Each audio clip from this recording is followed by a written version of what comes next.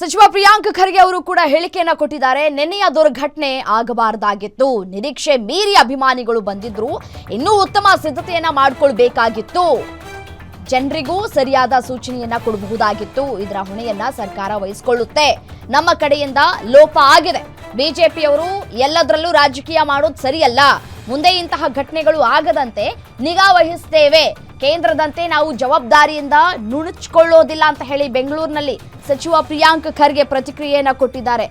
ಎಲ್ಲ ಆಗೋದ್ಮೇಲೆ ಈಗ ಸರ್ಕಾರ ಹೊಣೆ ಅಂತಂದ್ರೆ ಏನು ಬಂತು ಪ್ರಯೋಜನ? ನೋಡಿ,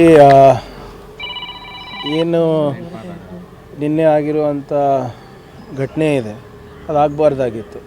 ಈಗಾಗಲೇ ಮಾನ್ಯ ಮುಖ್ಯಮಂತ್ರಿಗಳು, ಉಪಮುಖ್ಯಮಂತ್ರಿಗಳು ಹಾಗೂ ಗೃಹ ಸಚಿವರು ಅದಕ್ಕೆ ಜವಾಬ್ದಾರಿಯನ್ನು ತಗೊಂಡಿದ್ದೇವೆ.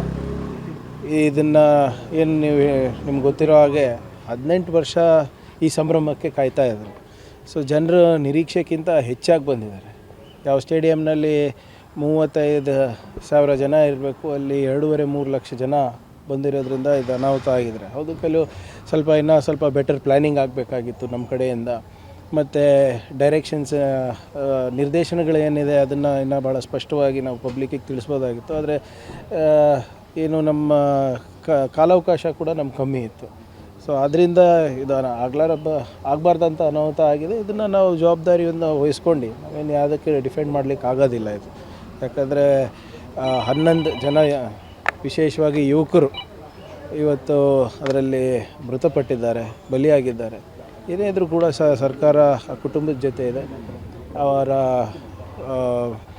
ಏನು ನಷ್ಟ ಇದೆ, ಅದೇ ತುಂಬಲಾರ್ದಂಥ ನಷ್ಟ ಇದೆ, ಪರಿಹಾರ ಕೂಡ ಘೋಷಣೆ ಆಗಿದೆ. ಬಟ್ ಇನ್ನು ಮುಂಬರೋ ದಿನಗಳಲ್ಲಿ ಇಂಥ ಘಟನೆ ಆಗಲಾರ್ದಂಗೆ